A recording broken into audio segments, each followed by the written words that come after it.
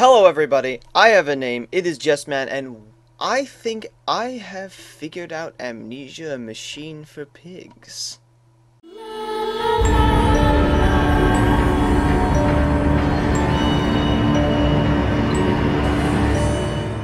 Now, before I go on, this will contain a lot of spoilers, both from Amnesia, Machine for Pigs, and from The Dark Descent. So if you haven't played either one of them, or one of the two, and you don't want to know what happens, don't watch this. I figure the title might have been, evidence enough for that, but, So, to begin, we have to sort of pinpoint what happened to Oswald Mendes, the main character, when he went to Mexico. This is where it all started. He took a vacation or some sort of trip to Mexico to the Aztec temples with his family. When he got there, in one of the temples, probably at the top, he found a stone egg. Does this sound slightly familiar to anybody who's played the first game? I think this is probably an orb. That's sort of probably what a lot of people picked up, was that the egg was an orb. Now, when he picked up this orb, he heard a voice. At least this is what I'm gathering from all of the information that's given to us. He must have heard a voice, and this voice told him, or even showed him, what was coming in the future. Because this whole game took place very close to the turn of the century. So the upcoming 1900s was a huge deal to these people. So the person inside this orb told Oswald what was going to happen to his kids, to his wife, to everyone, and how much blood and gore there was going to come from the world wars, and probably, I don't know, Vietnam, other wars such like that. They even referenced specific events from these wars at the end of the game. I have stood knee-deep in mud and bone and filled my lungs with mustard gas. I have seen 2 brothers fall. I have lain with holy wars and copulated with the autumnal fallout. I have dug trenches for the refugees. I have murdered dissidents where the ground never thaws and starved the masses into flame. A child's shadow burnt into the brickwork. A house of skulls in the jungle. So we know he showed them this stuff. But why would he?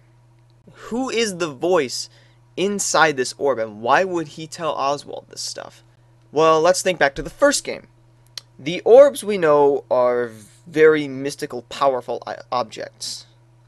And in the first game, you were Daniel, and you found one and gave it to Alexander, who is not from this world and was trying to get back. And at the end of the game, it's assumed that Alexander dies, at least in the ending that's considered slightly canon, which is the one where you destroy the portal before he can get through it, and Alexander dies from the shadow.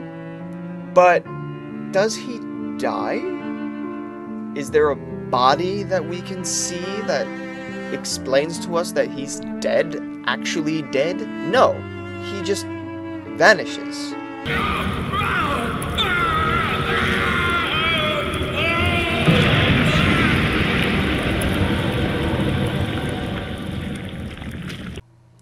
So, maybe, just maybe, spitballing, we don't know this for sure, but maybe Alexander was actually transported.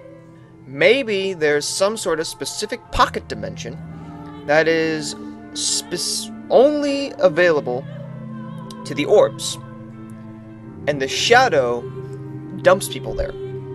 Now, the reason why you don't hear anyone when you pick it up normally is because they're too weak. Humans, we're just, I guess, too weak-minded. We aren't smart enough or strong enough. Maybe somebody like Moriarty would be able to do it. But Alexander is not human. I would suggest that the person inside that orb is actually Alexander. And he's trying to get out. Then, after he picks up this orb, he sacrifices both his wife and his 2 kids. Why would he do that? Well, for his motives, it's because he was just told what would happen to them if they lived. So he was, in his head, sparing them from the pain of the coming century. But, looking back to the other game, we know that a lot of the rituals that do stuff in this series have to do with blood sacrifices. Specifically, the blood sacrifices of the innocent. So perhaps when he sacrificed them on those steps, Alexander told him to do that because it manifests Alexander closer to this world. So after he kills them, he takes their bodies, hightails it back home, and Alexander starts explaining to him the architecture for a machine. A machine that will save the world from the pain in the upcoming century. How would it do that? On examining the machine and the notes that we find in the machine after it's built, we can sort of extrapolate why it is there. There's this mysterious compound X, part Vitae, Brennenberg Vitae, which is another reason why I think Alexander has a part in this, because they knew his name. But anyway, it's part Vitae and part argon compound. This compound X is extremely unstable. Unstable to the point where if you shine light on it, it explodes. Oh, I'm brilliant. Oh, I'm such a smart cookie. Now, Vitae, looking back to the first game again, Vitae is actually adrenaline. Or at least that's what it is explained as, is adrenaline. When somebody gets really afraid and their blood starts pumping with this adrenaline, if you drain out the blood and you purify it, you get adrenaline. Basically, this machine was created for the sole purpose of extracting Vitae. Now, it's not as thorough at extracting Vitae as Alexander was in the first game, because in that game, he didn't have the machinery to do it at an industrial scale. He had to squeeze out as much Vitae as humanly possible out of these people and then kill them. And then take all their blood. But in this, he created a machine that could get blood, Vitae, blood from the terrified people of the world, on an industrial scale. Thousands upon thousands of people getting their blood drained and used for Vitae.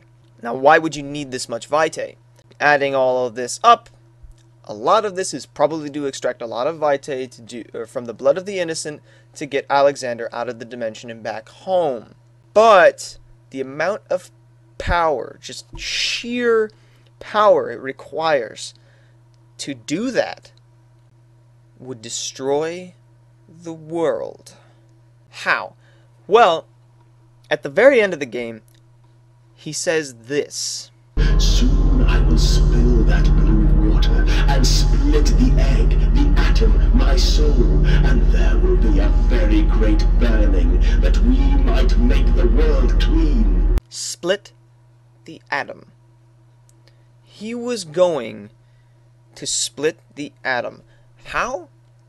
I don't know. Probably with Compound X. It's unstable enough. If he had enough of it, maybe he could manifest enough power to split the atom. He knew how to do it because he's seen it done before. So somehow he was going to split the atom. I would assume with the amount of Vitae that was there, he would have done it in such a way that would actually destroy the world. Think about it.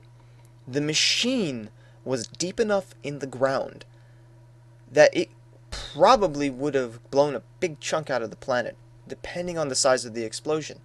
Now, I know this is a little far-fetched. It's video game logic, okay? This really wouldn't happen. It's impossible. But in the game, theoretically, he was going to blow up the planet. He kept saying how he was going to redeem the world, end the pain, make it to where no one would feel the pain of the upcoming century. How would he do that unless he killed everyone through a fiery cleansing? Now, upon realizing this, Oswald went completely nutso insane. And he decided that everything that he did now was wrong. Duh. But he goes crazy and starts sabotaging the machine. And at the very end, you come to an exposed wire in one of the machine parts. And you decide you want to commit suicide because of all the horrifying things you've done. You've killed thousands of people to make this machine. You've sent orphans to their deaths. You've killed your own family. You're feeling pretty crappy. So Oswald grabs these 2 wires and electrifies him. But it doesn't kill him. I would then assume that a pig picked him up and put him in the bed at the beginning. And the electricity, the current from the electricity, actually wiped his mind to forget everything that happened. Then you go through the game, try figuring out you're the actual saboteur, and realizing all the horrifying things you've done.